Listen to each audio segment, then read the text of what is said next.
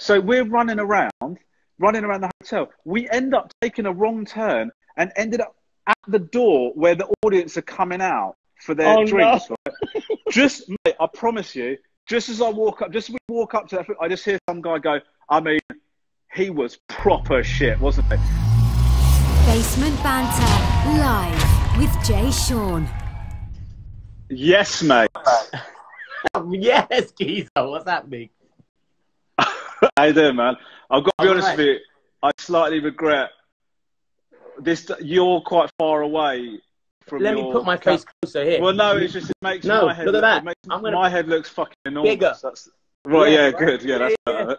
Mate, either you can zoom out or I'll zoom in. It's all good. Oh, there we go. Yeah, that's a good one. Right you there. like that? That's good. Look nice and slim as well, like that. Go back. How's that? Yeah? Nice and slim and lean. What's happening? Thanks, mate. Not much, man. I've just, I'll be honest, I'm slightly nervous because I've just eaten a lot of potato. Lovely. Which, was it curry? Curry? No, it wasn't. You know what? It was just regular, plain potato. And that sets you off? It doesn't set me off. What it does is it's an act of banter. Do you know what I mean? It's, you know, that I'm going to be, I'm just nervous that it's going to make me lethargic. I'm not quite, all right. On my toes. Do you know what I mean? So if people start commenting like, if people start commenting like Romesh is dry as fuck, I'm sorry, it's not my fault. It's because I've eaten a lot of carbs. Do you know what I mean? So I apologise for that. Wait, you know what? I'm going to get back to that. Have you got your buds? You got your buds in it. Let me. I have, yeah. Just connect.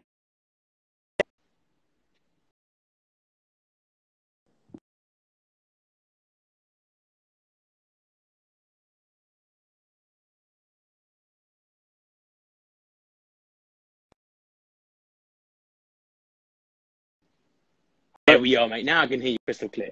Oh, that's beautiful. God, I can hear you better as well. Hey, first of all, I know what you're saying about eating the carbs before. Because when I go on stage, I can't eat before I go on stage because you get lazy and then like.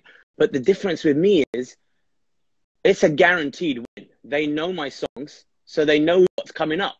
So I start the song, they're singing anyway. They're all happy, lovely days, right? With you, when you're doing your shit on stage, they don't know anything that's coming up. I know, and I always get very annoyed when, like, you know, you must have it where you do, like, I do like corporate gigs where, you know, you get invited to perform for, they're the worst gigs, by the way. Yeah, money-wise, of course, wicked, absolutely, yeah, wicked. Absolutely. But you got bring it on. You got to set fire to your dignity when you accept that gig. I mean, you got to just think about the money. But I always feel so jealous of like musicians because you can go, if you go and do your performance and everybody's silent, you're still doing your music. Whereas if I'm doing stand up and nobody's laughing, that is no longer comedy. That is just it's That's horrible. What do you just call it out? Do you just go, this is shit, innit? This is bombing? Well, I think it depends. Like if it's a regular gig, then I sort of, you just go, this isn't the best, is it? But when it's a corporate gig, you sort of think, you get nervous because I think if I let on that I think this is going shit, I might not get paid for this. Do you know what I mean? So I'm sort of just doing the gig going, oh yeah, thanks guys, oh you're great, what a crowd. No one's laughing. Mate, you need to relax. No, mate, you know what it is? I did this one, it's happened a number of times, and I have no shame in admitting it. Get paid a stupid amount of money for a corporate gig. I know it's going to be. I know. Here's the thing. I know that majority of them don't know who I am. That's right. You know. So hold on. So what is that? Is that the bookers a fan, and they've gone, let's get Jay, and so. Or just stupid, haven't done their research, but they're throwing money at me, and I'm going, yeah, I'll take it. Yeah. Classic. I've had a couple. I did one in can't remember, Sweden. I know there's you know, I don't go there much, probably not my fans, but it was a big sort of corporate gig, T-Mobile. I went there and I knew that if they're going to know anything, they're going to know one song and it's going to be Down because that's what most people know. And that song, everybody in the whole world knows that pretty much. Yeah. I've known this already. Problem is it's a fucking hour-long show. So you know what I did? I opened with it. Yeah. And then I said, just so you know, I've got 57 minutes left to go. and I've already sung the one you know. So because I needed to grab them straight away. Well, that is a big bold move, by the way. Then I ended up singing it 4 times again. But it's all right, because at the end of the day, I was like, listen, that's what I was gonna say. When we're up there on stage, it's easy for me as a singer, right? But as a stand-up comedian, bro, I think it's one of the hardest jobs in entertainment, bro.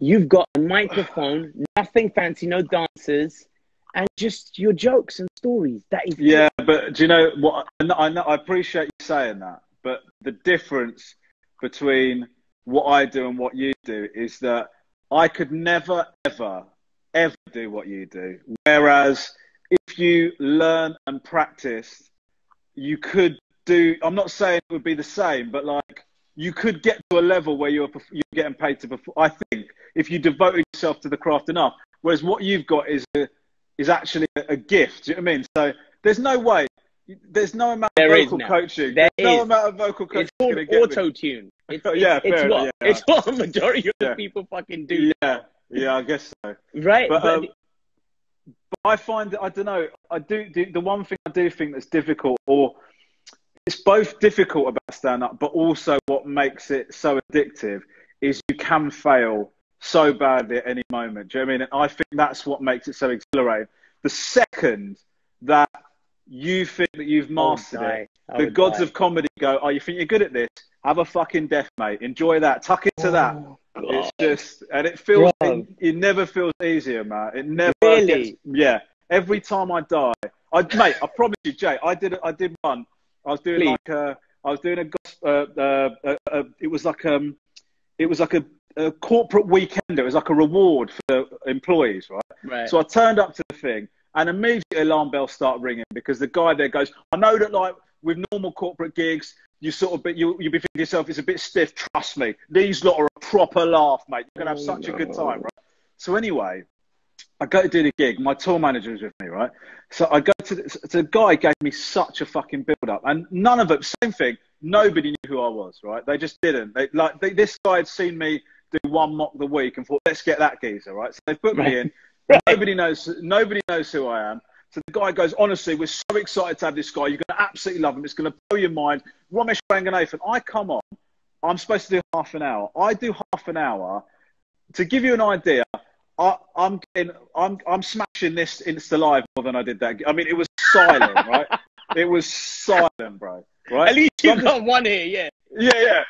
I'm just like, I'm just eating shit for the whole time, right? So then, but I think to myself, I've got to do my time, because you do your time, you get paid. If I go off early, I might not get paid, right? Wow. So I walked off, and I said to the tour manager, I can't believe the car's not started already. Let's get the fuck out of here, right? So we're running for this hotel to get to the car, because I basically, to my mind, I want to leave that hotel and never return to that town again. I don't want any recollection of what happened. But we get lost in the hotel trying to get out, right? Of course you do. So we're running around the hotel. We end up taking a wrong turn and ended up at the door where the audience are coming out for their drinks. No. Right? Mate, I promise you, just as we walk up to that, I just hear some guy go, I mean, he was proper shit, wasn't he? And then he sees me, we make eye contact, we both know what's happened, and we communicate visually to each other. We're just not going to acknowledge what's happened there. It was horrible. He's embarrassed. I'm embarrassed. Let's just never talk about it again. Dude. But I honestly, and I don't want to necessarily bark on about the comedy, because I know that you guys get asked all these questions all the time. No, all good. Yeah, but I always assumed that, because you see, here's the thing, right? I have such a respect for stand-up comedies and your craft. I'm a massive fan of stand-up comedy. I love it. And I understand as an entertainer what you guys go through. Well, not fully what you guys go through, but what us as entertainers go through. As they say, the show must go on, right? So I always assumed coming up the ranks, you're doing fucking shitty rooms. You might start off in pubs and places. They're not even paying attention. And this, that, and the other. And it's not like you suddenly have a hit, right? Like with a singer, you can be playing those shit rooms, but if you have a hit, all it is one song, and all of a sudden you've got everyone's attention, because even if they don't like you as an artist, they're waiting for that one song. Yeah. They know at least something is coming. Yes. Yeah. Do you understand what I I'm know saying? exactly what you mean. Yeah. And You're one hit away from blowing up, basically, aren't you? That's the deal, isn't it? for any singer. Whereas with you as a stand-up comedian, you can't just be like, and here comes the gag you've all been waiting for. Yeah. Because you dropped that one already, and it's the next one. Do you know what I'm saying? So yeah. I always assumed that with you guys, you just have to just not give a fuck at all. And just not give, because otherwise, how do you carry on? Yeah, but I know what you mean. You do have things like, sometimes, you know, when you start out, you'll get a bit like, for example, I did a bit on Live at the Apollo about my second kid being a bit of a prick, right? And that kind of went big, right? Yeah, so that got shared a lot. So then you start going, and then but then people they're not going to go to, can you do that bit? They're never going to say that because they've heard that bit now, right? So that bit's dead to them. So now they want to know what next thing you've got, right? So you always have that bit of pressure of like going, when a bit goes well, when people start mentioning a bit to you, it's a bit bittersweet for a comedian, because you go, well, one thing, I'm glad you enjoyed that, but now I'm sort of nervous that I'm never going to do another bit that's going to live up to that.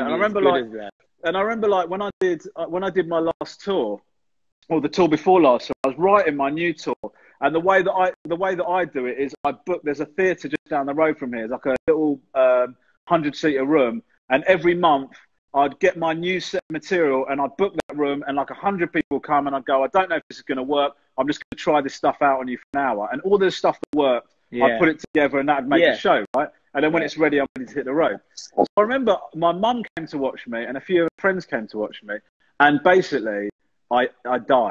For the whole hour, none of it worked, right? And that's part of the learning experience. You have to just go, this is like the gym. Do you know what I mean? That's how you got to see it. This is a gym. Right. I'm training now, right? So you just have to accept it. It still hurts, but you still got to accept it. But then when the gig finished, I came out and my mum was there, and obviously my mum thinks everything, oh darling, so beautiful, the way you're performing. I've never heard any of the stuff before, just ignoring the fact that it died on its ass for the entire duration, right? Your hair looked good. Exactly, all of that, yeah. So, but the people that were with her said to me, oh, I kind of prefer the stuff that you used to do. Oh, you know, I hope you don't mind me saying, I kind of prefer the stuff you used to do. And it was really interesting to me, because I thought, you don't actually want that. I know that's what you think you want, right? But I have to make this new stuff good, because if I do that old stuff, or I keep staying in that, keep doing the same stuff, you think that's what you want, but you're going to tell people that I've got nothing else. That's what's going to happen. You won't ever come back to see me again. Do you know what I mean? Right. So it's like that thing. You might enjoy it because it's familiar, but then you go, the next time I'm doing a tour, you go, well, I know what that guy does. Yeah, he does. Exactly. Bro, you're so right. Okay, so I used to get the same shit with my music. And here's the thing. That's the reason I liked your comedy a lot is, I know stand-up. I know how you guys are. I see it. There's some people who are okay with being known for a shtick, and that's what they do. And they're completely fine with that. And there's other people who have like a fucking catchphrase, and they're like, yeah, I'm cool. Put the fucking catchphrase on the t-shirt. I don't give a shit. And there's other people who go, I don't want to be known for that. I don't want to be known for this and that and the other. I want to be an all-around comedian, and I don't want to be known as for yourself. I'm sure you just want to be respected as a comedian, and not, oh, he's funny for an Asian guy. Yeah. He does the Asian stuff. Yeah, well, that's the thing. I mean, that's the thing with you. You know, I was saying to you yesterday, you know, the other day when we were chatting on the phone. Yeah. It's like when you came out, and when you were coming up, you know, I was, you know, so many Asian people love R&B and hip hop, and then to see somebody like you coming from our community, if you like, and going and doing it was an amazing thing to watch. But what you don't want is, I don't want Jay Sean to be good for an Asian singer. Do you know what I mean? I want Jay Sean to be a good singer, full stop. So that's the thing that you stand by. You're proud of somebody coming out of your thing, and so that's how I always feel. I used to watch, you know, I'd watch Goodness Gracious Me. What did you think of that? And I loved it. I mean, like to me, that was like, I'm seeing Asian people do comedy. Yeah. That's amazing to me. Yeah. But what I don't want to ever be is, I don't want people to go, he's a funny Asian comic. I want people to go, he's a funny comic. He's a great comic. Full stop. And also the fact that I'm Asian, I'm not denying the fact I'm Asian. Obviously, that is part of who I am. But I want to stand or fall by my merits as a comedian, you know, and that's kind of the way I see it. Bro, I totally respect that, and I see that so much, and I think it's like one of those things where, if as you being an Asian, the minute you do something Asian, and it's not like we're not going to run from it because it's your life, right? Like your mum is a big part of your comedy, right? People love your mum as well, right? And you make her part of it. And if you're talking about her, you're going to do a little accent, and people laugh, and especially like non-brown people, it allows them to relax in it when you do that. They're like, oh fuck, I'm allowed to laugh at this now. He said it. He's one of them. It's all right if I laugh, right? And it's cool. And but at the same time, as if you're serious about your craft, you want to be respected as just a comedian. But for you as a comic, I know one thing which is really interesting. I read somewhere that you preferred American comedy. You were more inspired by American stand-ups before British stand-ups. Tell me about that. Like who? Well, I mean, like, I grew up watching like Eddie Murphy. Do you know what I mean? Like, I remember one of the first things I watched was Raw. Bro. And it was, I thought it was incredible. You know, I thought it was absolutely incredible. And like the whole thing, you watch Raw now. A lot of it's unwatchable because of the homophobia. Like, it's so fucking, like, it, bro, you know, it's couldn't so get away mad. with those jokes now, mate. There's a bit in Delirious, the one that he did before Raw. There's 10 minutes you couldn't even say it loud in a pub, let alone do it at a fucking gig. Do you know what I mean? Exactly. But Eddie Murphy, I remember like watching this guy. I mean, he was dressed. His outfit was insane. The red fucking leather. The red leather suit. He comes out, and this guy. One guy, nothing, just a microphone, and he destroyed. He's like a rock star. It was insane. And I'm watching it going, I cannot believe how good it is. And do you know what the thing was? I was watching that show. I don't know how well you know that show, but during that show, he starts talking about Richard Pryor, right? He starts talking about Richard Pryor and what an influence he was, and he does that impersonation of Richard Pryor. You know, when he started talking about how he used to do an impression of Richard Pryor. But he didn't have any life experience. They go, you go for a shit, and then you flush a toilet, and one shit comes back. Where does that shit roll? You know, all of that kind of stuff. Exactly. So good. But like, and then I end up watching Richard Pryor, and Richard Pryor is, I mean, Jesus Christ, man, what an incredible comic, man. I mean, he was so much more raw back then. Even George Carlin was fucking raw. They were just raw. You know what I mean? Yeah, it was, mate. It's like, you know, you think about someone like Richard Pryor, who was on the mainstream. He was fucking Superman. Yeah, he was on the mainstream. Yeah, but Jay, he walked away from. He was like doing all those mainstream gigs. He had a Vegas residency, and he just went, "Fuck this! I'm going to go and I'm going. I can't. I don't want to do this anymore." He felt like he was like a corporate sellout or whatever. He didn't use those words. Yeah. And then when he came back, he was like political, and he was like talking about.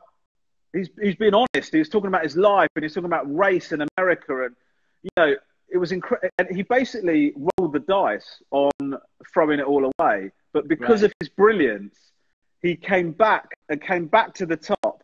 But this time it was on his own terms, and he was talking about exactly what he'd talk about. I mean, and how do you feel about that? Yeah, how do you feel about that? Like right now, with all the shit, right? Like stand-up comedy to me is the breath of fresh air. It's the breath of fresh air we need. And people are like, oh, you can't talk about that. I actually think that is exactly what you should be fucking talking about as a stand-up, because it's the only release we ever get. Yeah, well, it's a lot of people are talking about the stuff I was talking about, or say that what I said was too offensive or whatever. And people go to you, well, that means, do you feel sorry about that? And it's still my decision whether I carry on saying it. I was doing a gig. And one of the things I said, I was working up new material, and I just sort of said, I don't really give enough of a shit about the environment, right? I don't really, to really change my life, I don't really give enough of a shit. And this girl, this girl stood up. She stood up, and she goes, I cannot listen to you talk like this anymore. And I said, what's the problem? She goes, this is a serious issue. The world is in trouble. How dare you talk like this? I can't listen to it anymore. And she just left, right? And, but that doesn't mean I have to stop saying it. That's your choice. You want to go, you want to go. I mean, don't get me wrong. I think it was a complete fucking insane decision to stand up and shout it out and leave. I mean, that's crazy. Right. But I still do the stuff. I still do that same routine now. Do you know what I mean? And by the way, it's not like they don't know where they're going. It's not like they're like, listen, you're on your way to a TED talk. I know. You know where you're going, mate. I know. And it's not like they've got a survey to fill in and go, just really quickly, we need to hand this into Romesh before he does his thing. What are you offended by? Please tick the... I know. It's like Frankie Boyle would tell me that people would walk out of his show. And who's going to Frankie Boyle and thinking, I hope that he doesn't say anything too offensive? Like, what are you doing, man? Right. It's crazy. Okay, so bro, what's mad, which I think is so cool. First of all, we got a lot of things in common. Love for hip hop, bro. I never knew until I read about your podcast and shit that you are a hip hop nut. Because, bruv, that's to this day, I thought I was going to be a rapper. Like, I could have sworn. Really? Bro, again, I talked about this earlier in some of the podcasts. I was in a hip hop group from the age of, check this out, it's fucking hilarious. My first dabbling around with music was as an MC. So I was MC Nicky J, because remember back in those days. Do you know what? That's a good name. Yeah, thank you. I like that. That is a good name, mate. Thanks. Thought it was great. And it's kind of got a garage vibe to it. But that's why, right? Because the garage MCs used to always have that fucking the initial of their last name and all that shit. And anyway, this is not about me, it's about you. But I was in a hip hop group, and then I read that you, bruv, you were an MC as well. Yeah, but I imagine that you were good. I was shit, man. Not from what but they said that, freestyles and all sorts. Do you know what I did? I did used to. Do you know what it is? The way what I compare it to is if you're really into football and you buy a football for a kickabout. You don't think you're going to be messy. That's how I treat it. Right, okay. It's I love hip-hop so much, so I'm going to have a go at doing a bit of rapping. But I didn't think I was really good. But I did end up doing this thing. They had this thing called the jump off.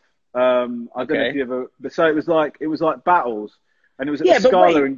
I know, of course I know the jump off. That wasn't your event, was it? No. But you were in it. I was in it. So the jump off. Battle Scars. I had this thing called Battle Scars, and I took part in Battle Scars, right? And mate, it was so embarrassing. Like, I went with some mates, and it was a bit. I would describe my ascendancy in that competition as a bit like Greece in the Euros. Like I kept getting easy draws and progressing through the competition beyond my level of ability until I came up against somebody who was actually good, and then I got absolutely murdered, man. Like proper destroy. Like it was proper 8 Mile. Like people doing that as I was up on stage and shit like that. It went so badly that my friends who came with me to the Scala asked if they could leave separately because I was getting. Because I was getting gunned so much. They were just like, I don't know if. Look, man, do you mind if we just sort of head out separately? It was so. I'll tell you one of the lyrics I dropped. Go on, please. I need to hear this. It was like, my rap name was Ranga, right? Brilliant. So I said something like, "This is Ranga. I'm here rocking the Scala. You can't deal with the heat of my chicken tikka masala." That was the lyric, right? But I bet everyone was like, "Oh!" Yeah, but it's one because I'm reinforcing a stereotype. All we talk about is curry. But the other thing is, it's not. You know, the thing that upset me. It's not even a hot curry, chicken tikka masala. It's the mildest. It's the mildest one, dude. I remember. So insane. I remember some of my lyrics from back when I was like 15. Oh, go on, bruv. I honestly thought they were fucking sick at the time. You know, it was all about metaphors back then. Yeah, of course. And for some reason, it was all about dissing this next man, whoever he is. This invisible person. Yeah, it's not a real person. You're just talking to some guy about how shit they are. He's done nothing to you. You don't know this person. But it was like, you're like an anagram of the king of pop because you ain't ill on the mic and ain't saying jack son whether you black or white, brown or yellow, color just ain't an issue. This is about skills, not the level of melanin in my facial tissue. Me against you and you'll be dealing with skill, but you're like a hypochondriac, man. You really ain't ill. You could climb the hill with Jill and be before the queen of the pack, drink a whiskey with Daniels, but you still ain't Jack. So like all of these... Jay! I remember them, right? Mate, that's actually fire. I mean, that is actually... Those are good. That is good lyrics. And that's bars, mate. I was like 13. And here's the best one. Do you know what? Do you know what I wish I'd done? I wish I'd let you go first. Because I can't believe I dropped that fucking awful tikka masala bar. And you were sitting on that. That couldn't have gone worse for me, really. You're so funny. And I'm like, I remember I'm 13, mate. I don't even have fucking... I was probably like 12. I probably like hadn't even hit puberty yet. And man was going on this line about, who was it? I said something about something, do me a favor. Call me Tony Blair, because, yo, I put your girl in labor. I mean, those are good lyrics, mate. I'm 12. Who am I putting in labor at the age of 12, brother? We thought we were sick. You were sick. I would describe that. If I had a 12-year-old dropping bars like that, I would find it uncomfortable. Because all right, so listen, mate, it's so good. So how did you go from being an MC, freestyle battle rapper, right, to going into becoming a maths teacher? I just need to know this. Well, I followed the usual Asian path of. Well, the truth is, I went off the rails a little bit at school, so I didn't really get the exam results that my parents would have hoped for. So, but I ended up sort of going, well, I need to sort of figure out the best thing to do job-wise. So I ended up just doing different. I ended up working in pensions review. Then I ended up working in. I ended up working at an airline caterers, like as a cost analyst, right? Because I thought this is the job. This is sort of finance jobs that you're supposed to do as an up and coming brown man. And then I remember getting so depressed at this job as a cost analyst. Like I just remember thinking, I can't believe this is what life is going to be. Like I can't believe, I've been so excited about where life is going to take me, and now this is what it is, and I just found it so depressing. And I'm not saying anything against people who do those jobs. No, I feel you, bro. This is your story, though. This is your story, yeah. So then I just thought, fuck this, I've got to leave, because I remember there were people in that office who were miserable but had been working there for 20 years, and I thought to myself, I can't do that. Yeah. So then I ended up looking for I remember thinking, what can I do that's rewarding? And I remember thinking to myself, well, teaching, I like teaching is a good thing to do. And so I looked it up, and then down the road from me, just down the road from where I was working, the school that I used to go to had this on-the-job training scheme. I phoned them up that day. They said to me, come in tomorrow, have a chat with us. Came in the next day. They offered me a position on the training thing, and I went back to work the next day and told them I was quitting. And that was it. The week after that, I was training to become a teacher. At your own school that you went to? Yeah. Mate, it was so weird. It was so weird because I went in to start working with people that used to teach me. And now you're calling them by their first names. And also, the other thing is, they know what a prick I was as a student. Do you know what I mean? And now suddenly I'm like their employee. Like an employee, a peer, a colleague. Do you know what I mean? And so like, it was a weird, but I got used to it very, very quickly, man. Do you know what I mean? I went to Latimer Upper School. I don't know if you ever heard of it. No, because you're an Essex boy, innit? No, you're at Crawley. Crawley. So I went to school in Hammersmith, West London, and it was like a private school, but it was one, I like to think it was one of those kind of private schools that was like a cool private school, because they weren't uppity. Do you know what I mean? They were like, everybody was smart, but we had our, like, the teachers were kind of cool. We'd have back group, like, right laugh with some of the teachers. So I remember, again, our maths teacher, Mr. Rose, I'll never forget him, because, he was such a character. He'd come in to class, and there would be times where he couldn't be fucked to teach us. And he was just honest about it. And he was very dry humor about him. And I remember him just being one of our favorite teachers, because he used to genuinely make us laugh. Was that the kind of teacher you were? Were you always sort of funny in whatever job you had? Or did this, were you like that? I did joke around a lot as a teacher. That is definitely true. I mean, I can't think of a time during my whole teaching career when I actually lost my temper or anything. I don't really shout or anything like that. I didn't really. I always thought, like, I remember, like, when I was at school, when a teacher starts shouting, you get excited, because you think you've got to him then. Do you know what I mean? Like, you just sort of think, we've got under your skin now. Do you know what I mean? Like, this is great. He's absolutely lost his shit. Yeah. You think about some of the ways that you were with teachers. I was kind of very chilled out and relaxed. And one of the things I found was, if kids know that you like them and that you want the best for them, they will accept anything from you in terms of detentions, bollockings, and all that sort of stuff. Right. I mean? So, and I used to really, like, enjoy teaching. And so you know, you would tell off kids, or you would give them a detention, or you would do whatever, and they wouldn't like it, but they would accept it because they think this guy has got they have a belief that you've got their best interests at heart. Right. It's the teachers that fucking hate it. You know, the ones. Of course, you can tell they hate can't it. stand it. They're dreading every day that they're there. They're the ones that get the most shit from kids. They're the ones that get destroyed because the kids are just like, you don't give a shit about me. Yeah. Why should I listen to what you've got to say? Blah, blah, blah. Do you know what I mean? As we said, we were like, you know, oh, Dr. Hardy, you know what? He's pretty safe, man. He's all right. He is. You know, and so we wouldn't give him a hard time. But Mr. Teskey, of course. It's funny how we don't forget Mr. Teskey, the fucking chemistry teacher. We were going to fucking rile him up big time. And I do think what assholes we were as kids. Now that we have our own mates. Mate, I know. You know what? Because I don't know what you're like as a kid, man. But I was a bit of a swat gone. Well, no, but I got up to some shit, and I think to myself, I got up to some shit, and I was brought up well. Do you know what I mean? I mean, I know my parents had their difficulties, but my parents were good parents. You know, they brought us up right. They had a strong set of values, and they tried to instill those values in us. And I still did all the shit I did. And you think to yourself, and then I look at my kids, and I think, oh my God, I feel like saying to them, just don't tell me, just please.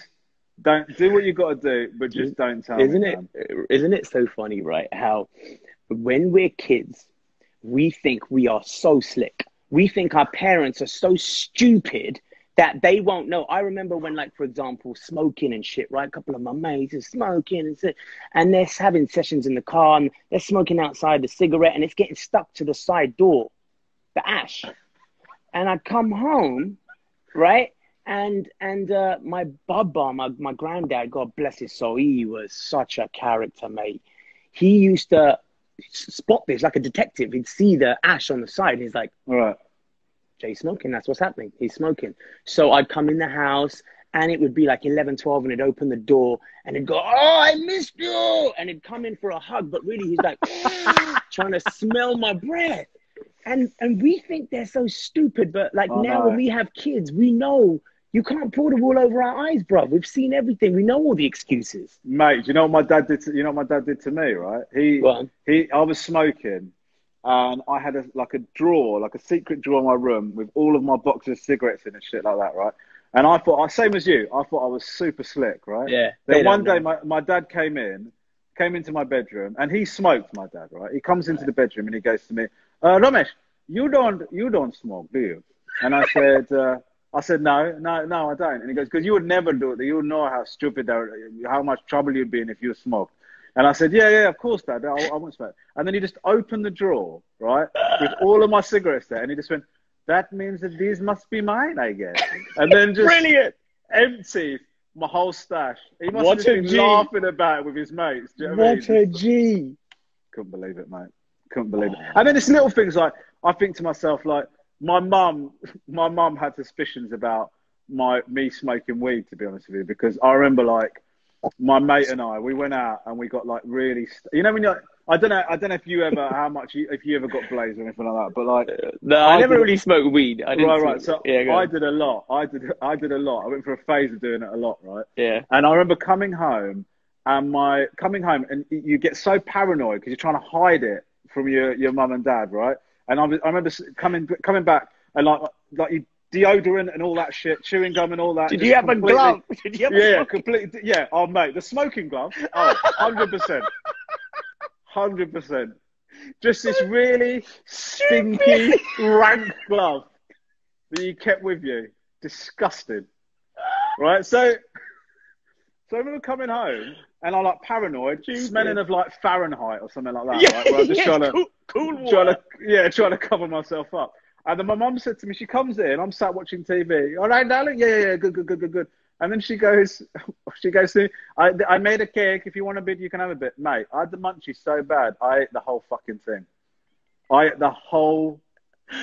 Yeah. Right? And then she comes in, she goes, I didn't mean for you to finish it. It's just so delicious, Mum. It was just so delicious, you know? It was so bad, man. Bro, it's great. What was it like with you, your kids? You got 3 kids, right? 3 little boys. Yeah, three boys, 10, 8 and 5, yeah. What was the moment, I'll tell you mine afterwards. What was the moment when your kids finally sort of understood, I guess Dad's famous, Dad's on TV. Break it down. Well, I think it's when we started taking them out to theme parks, right? So my family are obsessed with theme parks. Right. So we're constantly going to all these places. And then I think it's like my kids just started, I think it's one day in particular where I think it was a particularly busy day. It was weird. It took them a while to clock because we'd go out and then maybe one person would come up and go, is it possible to get a photo? And then my kid, I don't know what my kids are thinking. I think they're thinking, oh, you must know him or something like that. Like, you get a photo Yeah, matey. Yeah. But then it was like when we went to the theme park and quite a few people, what happens, you know what it's like, is if one person does it, then other people go, oh, he's all right with it. And then you sort of get approached a little bit more, right? So, right. So I remember this particular day, I started getting approached loads. And then my kids were just like, oh, God, Dad, like you actually, people know who you are, don't they? But the thing is for me is there was no pride from my kids. They have no idea why it is anybody would like me, because they just see me as this sort of kind of this sort of fat loser that lives with them. Do you know what I mean? So the idea that anybody would want a photo or want to chat to me, they find it absolutely ridiculous. Do you know what I mean? I love it. Go on. Although, so I was telling you, as I was saying to you the other day, my kids are obsessed with Fortnite. They keep playing Fortnite, and so. I heard my kid the other day on Fortnite going, do you know who Romesh Ranganathan is? That's my dad. And I said to him, listen, can I tell you something? I said, you can never do that again, right? Because if I'm here, I'm going to be honest with you, I've got such an ego on me. If I hear you say, do you know who Romesh Ranganathan is? And the other kid says no, that's my day ruined. So you can't do that anymore, right? It's so sweet. What was the moment for you? So I'm with Ava, and she was like, probably at the time, she's about three and a bit. And I'd taken her out for coffee. She wasn't having coffee, obviously. She had an ice cream. I'm having a coffee. She's having an ice cream. And we sat there, and I guess it was after school time, so all the kids are coming in. So I started getting doing a bunch of photos. And so afterwards, she looks at me and she's like, Dad, why do all these people want photos with you? And I went, it's weird, isn't it, Ava? She goes, yes, why? And I went, okay. I go, you love Sesame Street, right? And she goes, yeah. I went, if you saw Elmo right now, he walked in here, what would you do? Would you be like, oh my God, that's Elmo? She'd be like, yeah. I go, and would you probably be like, Dad, take a picture so I can show Mummy that I met Elmo? She was like, yeah. And I was like, well, that's kind of what it is. For them, I'm like Elmo. They know me, they see me on the TV, and they just wanted a photo to show their friends. Do you know what, Andrew? And also that gives an insight into the level you're operating at, because you put yourself at an Elmo. Yeah. Do you know what I mean? Like he's one of the big dogs from Sesame. He's not fucking about. Yeah. I would say to my kids, you know, Snuffleupagus. You know the one that they just snore, the fat one. They just snore when they don't. You know the puppets. This is like a dead body. You see in the background of some of the shots. That's what your dad is. Oh my God! I was on Sesame Street once, and were you? Yeah, bro. I was on Sesame Street, and oh my God, mate! Listen, it was mad. I liked you before. This is incredible. You might be.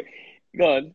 You'll see I can't believe you're on Sesame Street. Yeah. I was on Sesame Street. It was hilarious. And so I'm there, and so here's me taking Sesame Street seriously. I'm in there and whatever, and they've got the puppets, the spares. There's like 5 Elmos, and there's like they're hung up on the wall, and matey, the Elmo's doing his shit live, and then there's the spares. So I'm there by the spare section, and I'm like, fucking, this is gonna be wicked. So I go to my mate, I'll put you a little flip cam. That was back in the flip cam days. So he puts his flip cam on.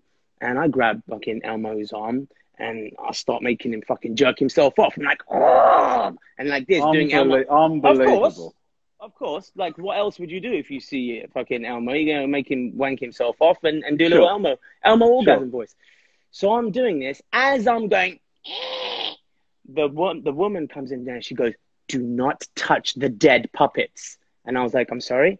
She was like, they don't want people, they refer them as dead when they're on the thing. They don't want ever to expose the secret. So they don't want that to be filmed. Nobody's ever meant to see Elmo like this.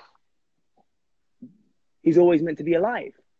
Are you serious? Yeah, bro. But hold on a minute. I don't want my kids thinking Elmo's a lot. Are you joking? No, bro. They don't want anybody to ever see Elmo like in that position. Lifeless.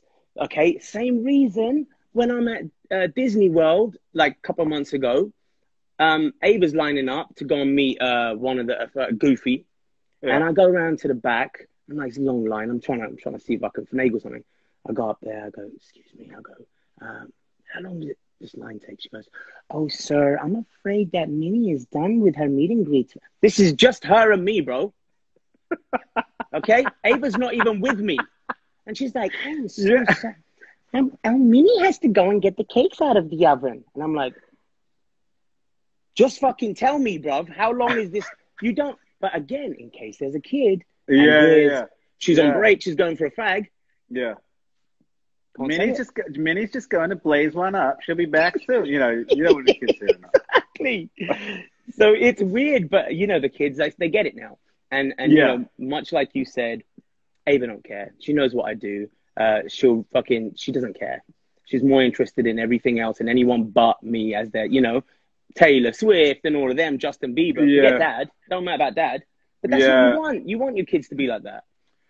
Yes, but it's sort of like my kids are much more excited about who my job leads me to meet. Do you know what I mean? They think, like my son, when I said, mate, I did a show, League of Their Own, and James Corden hosts it, and my son said to me, so what, James Corden? I said, yeah. And he goes, James Corden from Carpool Karaoke, you know James Corden? You work with James Corden? I said, yeah. I said, forget that, mate. I said, James Corden knows me. All right? Exactly. Yeah? They don't care. He knows me, bruv. All right? Yeah. Show me some goddamn respect. They don't give a shit, man. They don't. Of course they don't. Because the thing is, Jay, is that, like, you're a cool dad. I'm not as cool as you, but I still consider myself a cool dad. I don't think so. I think you proper jokes. My son, mate, the other day I was taking him to school and I go to hug him to say, have a good day. Yeah. And he shies away from me. And I said to him, you're embarrassed of me. Of me. No. Horrible. Do you understand? You are so lucky. Look at me. Look at me, the other dads. Look at that geezer. Jacket doesn't even fit him. Rubbish trousers. Yeah, wearing the same beanie hat he wears every day. Crap shoes. You want him to be a dad? Yeah. Oh, mate, I couldn't believe it, man. The disrespect. It's crazy. Isn't it? The other day, I took Ava to gymnastics. Well, the other day, when we were allowed out of the fucking house. Yeah. And all our gymnastics teachers, they get excited. I'm usually the only dad there because, like all the other dads are working regular times. And I'm fucking off at 3 PM. So I go, and I'm there, and they get all excited. And so, of course, what do? It's the same thing, right? They don't know. They think they're being sweet. They play one of my songs. As if that's what I want to... As if that's what I expect. I have arrived. Music. Like, do you know what I mean? Like, it's a weird one. Have you ever, I get in a car or an Uber and they're like, oh, I'm going to play his song. Bro, it's the last thing I want to hear is my fucking song. Do you know what? No, I tell you what I do get a bit is I was like stood at the school gates going to pick the boys up. And this mum came up to me, who's like the mum of one of the kids that our kids are friends with. And she goes, Romesh, I just wanted to apologize to you because I just don't know. I didn't know who you were. I didn't know you were a comedian on TV or anything. I said, yeah, that's totally fine. I said, it's totally fine. She goes, I just had no idea who you were. I said, yeah, but that's absolutely fine. It's totally cool. She goes, no, but it's just like, people are going, he's a comedian. It's like, I've got no idea. I've literally never seen any, I don't even really like comedy, So I just had absolutely, people are going, oh, that's Romesh the comedian. I'm like, who? I know. And I was like, what I want to say is, I don't expect everyone to know me. Yeah, I just don't expect that. So it's totally fine. But then the more you say that, the more it looks like you're protesting. You're sort of going, no, it's fine. It's totally fine. And they go, no, but I really did. They don't know when to shut up, innit? It's hilarious. It's like somebody will come up and they'll say, oh my God, Jay Sean, fuck, you're really short in real life. Oh, mate. That negging that negging thing that people do is incredible. Do you think they get nervous so they say dumb shit? I think it is. I think that's what it is. I don't ever judge somebody for doing it. Yeah, it's still horrible. It's still horrible to receive. Do you know what I mean? Like I had a, you know, like but the other thing is because my comedy is like the way it is. People respond to me. Yeah. But they try and engage with me in that way. So like somebody will come to go, Romesh, you ugly, lazy-eyed prick. Huh? Hey, I can't tell if you're looking at me or not. You wonky-eyed twat. Hey? Like that. I'm just like, Jesus Christ, man. I'm just out having a drink. Do you know what I mean? Like, I have to ask you this question because I do think about it. Are comedy fans annoying? And the reason I'll ask you this, come on, because if you're a true comedy fan, there's a chance you probably think you're funny too. And so therefore, if they meet you in person, they probably try to say something funny. And you're probably like, bro, allow it, man. Just say, what's up, bro? I'm the comedian. Yeah, do you know what? It's a couple of types of people, and again, I don't really judge anybody for doing this, but like a lot of people are cool. They're just totally cool. They're just like, you know, most fans are great, but you do get people that they feel like under pressure to say something funny to you or engage with you in some banter.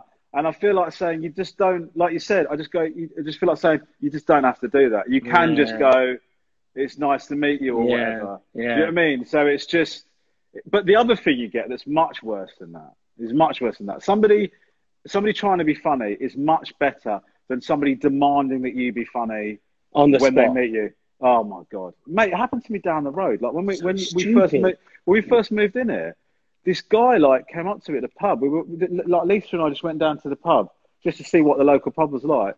We're in there. This guy just comes up to me and he goes, "You're a comedian, aren't you? A comedian?" I said, "Yeah." And he goes, "Do a joke now. Do a joke now." Hell. And I said to him, "Oh mate," I said, I'm just out having a drink with my wife. I'm not really." He goes, "No, go on, do a joke." I said, "I'll be honest with you, mate. I don't really do jokes. I just sort of moan and hope it's funny, you know." Right. I said, it's not really. I don't really do jokes." He goes, "Yeah, but do a joke now. Come on, that's your job. Do a joke." And I went, "Look, man," and then he just started. Then he started getting. Dance, monkey, then he dance. started getting. And then he started getting aggy with me. Like he goes, "Oh, so you're not funny in real life then?" Oh my God. I said, "No." I said, "I'm not." I said, "Well, I go to him. I guess I'm not." You know, I said, "I'm sorry to disappoint you. I guess I'm not, man. So you know, I'm just gonna." And then he starts going to his mates. "Oh, I told you, I knew he'd be like this. They're not funny in real life. These lot. They're not funny in real life." That's and then horrible. the rest of the time I was there, he kept on. I was just getting heckled. Every now and again, he would say something like, "Nah, they haven't got it naturally. That's the problem with a lot of these modern comics." I was just like, "Oh my God, man!" Wow. Lisa, by the way, fucking left me for dead. Couldn't have distanced herself further. Yeah. I'm getting absolutely fucking brutalized by this group. She's gone. Absolutely gone. It's got to be weird, man, because I get it all the time. Of course, sing a song, but that's understandable, right? They want you to do it, and I always make the joke about. I'm like, "Oh yeah, cool, man. Put a quarter in the fucking slot, then." Like, do you know what I mean? And that's my way of sort of going. I love all of you, but at the end of the day, it's also a little bit awkward because I'm standing in Sainsbury's, mate, and you know I'm not just gonna break out in song. So I'll always try to be nice to them, and you know, sort of make my little nice way around it, handle it. But for comedians, I think it must just be such a thing where people like be fun. Are they like my mate of mine is a barber and he cuts Chris Rock, right? And you know, what's the number one question he gets asked all the time? Yeah. Is he funny in real life? Yeah. He's come for a haircut. Do you know what I mean? Imagine it's exhausting. It's got to be. It is. Well, no, it can be. But the truth is like, it's the same thing as you. I still can't believe that people like watch my, you know, like the whole thing is, I remember like, mate, you know what it's like when you start out. I remember this genuinely happened, right? I just set up a website. Nobody knew who I was. I was doing a work in progress show in Brighton, right? Just down the road from where I am now. And I did, on my website, I said, competition, if you get this question right, you get 2 free tickets to my work in progress show, right? Right. So this kid I used to teach won the competition. He got in touch with me, he goes, "I know the answer to the question." I go to him, "You've got the 2 tickets, I'll sort it out for you." Him and his mate, the ticket winners, were the only 2 people who turned up for that gig. No, bro, right? please. Mate, it was so humiliating. I had to go out and say to them, congratulations, the show's been cancelled because I can't get anyone to see me. And like, so then, you know, like whenever somebody comes up to you without sort of getting all wanky and noble about it, I think to myself, well, fucking hell, this is amazing that somebody would come, you know, we're so lucky in that way to have people come up to us. Do you really think you haven't made it yet as a stand-up? Like, honestly, I'm asking you a genuine question. You've got specials on TV, on America. You're on American Showtime. And there's thousands of comedians. Do you really, like, I'm just curious as to when does someone like yourself think, I have smashed it, actually? Yeah, I don't know. I don't know if that'll ever happen. You know, I think that, you know, my obviously I feel very lucky that I can pay my bills from doing comedy. Yeah. It's incredible. But I'm not as good a comedian as I want to be. Do you know what I mean? And I haven't achieved not so much success, you know, success-wise, I don't really think about it. Like, I think if you aim for like, I want to get these sales, I want to get this award, I want to do, I think if you make those your targets, you're never going to be happy. I really don't think you're going to be happy. But like, I think like, I've got a target of how good I want to be as a comedian. I want people to think of me as a great comedian. I'm nowhere near that yet. Do you know what I mean? And every time I write a show, I try and beat the show that I did before. Do you know what I mean? I try and better what I've done before. So, but the truth is the day that I think that I've made it, that I've got as good as I'm going to get, I have to quit because agreed. Because I'm only going to get worse from then. Do you know what I mean? I say the same thing. I say the same thing about my craft, right? It's like, because it's your craft. You could easily, like, let's say if you said, okay, you sold out. This is just me, personally speaking. I would rather play a smaller venue and know that I am sick and underrated than play a large venue and be so overrated that my peers and everybody else goes, he's actually shit. I don't understand how he's selling these tickets. Do you know what I mean? There's something, do you kind of understand what I mean by that? Mate, I totally get what you're saying. I totally get what you're saying. Like, there's certain comedians I see who are playing Madison Square Garden. I'm like, you're good, but you're not fucking laugh out loud funny. I'm not like crying on the floor. And then there's other comedians where I'm pissing myself and going, rah, bruv, like, how come you're not there? And I kind of love that. I think that's a really cool place to be. Yeah. But then there's other comics who are massive, who I think they've never compromised who they are. Right. And, you know, like, for example, I love Bill Burr, right? I love Bill Burr. Right? He's wicked. And Bill Burr he's not done anything mad. He's just worked and worked and worked, and he's beaten on his craft until he's fucking amazing. Right? Yeah, he is. The guy is amazing. And so you sort of think to yourself, do you know what? That is somebody who's got to the level they've got to through sheer brilliance. That's not a gimmick. That's not, they had an Instagram post that went viral. They didn't do it. You know, there's not something that went massive. It's just that he's so fucking You're good. just that good. I mean? You're just that good. It's true. And you can tell. It's just that level of excellence, that level of consistent excellence. You just go, you know what I mean? 100%. I totally agree. So out of I don't know if it works the same over there, but over here, a lot of the comedians, especially in LA, right, they'll all play the same sort of the Laugh Factory and this, that, and the other. And they'll be like a crew. They'll have a couple of crew, you know, they'll all hang together, you know what I mean? And it seems like they're able, like Chris D'Elia will have Brian, you know, and they'll have their jokes together. Yeah, and Tom Segura and all them. And Bert and Tom Segura, they'll have their little crews and they'll make each other laugh. Do you feel like the comedy world can it ever get bitchy where you're like, you know, you're at a show and you're like, are they fucking laughing? That was shit. And you're like, actually, I feel like laughing. I haven't laughed yet. I have to make everyone else laugh. No one's fucking made me laugh. Yes. I mean, there are you definitely, there are people who I'm mates with in the comedy scene, and all of the people that I'm mates with in the comedy circuit, I think are brilliant. Do you know what I mean? Like, you sort of gravitate towards the people who you think are really good. Do you know what I mean? And so, and there are people who I don't think are very good. Do you know what I mean? I wouldn't ever begrudge them making a living from it. But, you know, there are people who I think are good and people who I don't think are good, and you end up moving towards the people who you really think are good. One of my favourite things is to see somebody who I think is really good, particularly a mate, die on his arse. Oh, it's hilarious. I mean, it's the best because I know they're really good, right? Right. I know that this isn't a sign of how shit they are, right. but yeah, I am enjoying you. I'm enjoying watching you eat shit now. Do you know what I mean? It's fucking great. And they're your best mates, isn't it? They are. I mean, you have to be. Go on. Yeah, I supported Sean Walsh on tour when I first started. Oh, okay. Sean Walsh, like, he said to me, I wanted to come and do my support. And it was so tough, Jay, because you're going out as a support act. Everybody's there to see Sean. See the main man, yeah. Nobody gives a shit about you, right? And you're trying to... And the first tour, I was just eating shit, every gig, eating shit. And every night, the only person I heard laughing was Sean.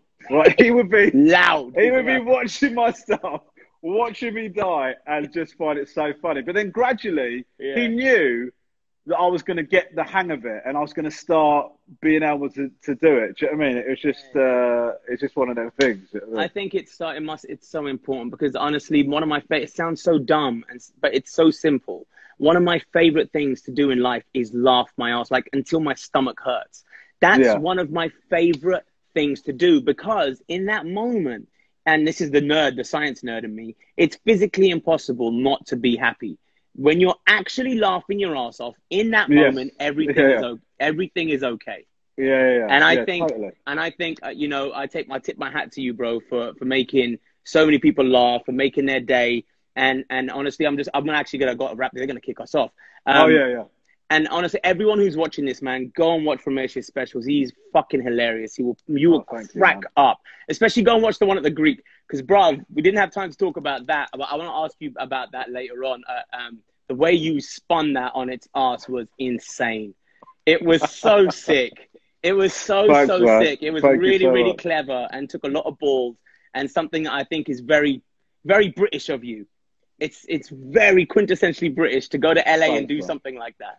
So, bro, listen, bro, I feel like we could chat for ages. Thank you so much, yeah, me too. Thanks for having me. And, mate, honestly, what an honour to be chatting to you, man. I'm a big fan, so thank you. Thank you, brother. We'll catch up in a bit, yeah? All right, man. Take care. All right, bro. Peace. Have a good one. See you later, man. Cheers. Yeah, brother. Peace. Bye-bye. Peace.